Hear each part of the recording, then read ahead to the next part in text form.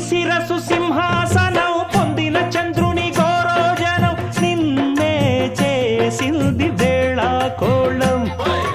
ఎక్కిన మదం దిగిందిగా తగిన ఫలం దక్కిందిగా ఏమైపోయింది గర్వం అరే శివుని శిరసు సింహాసనం పొందిన చంద్రుని గౌరోజనం నిన్నే చేసింది వేళ కోళం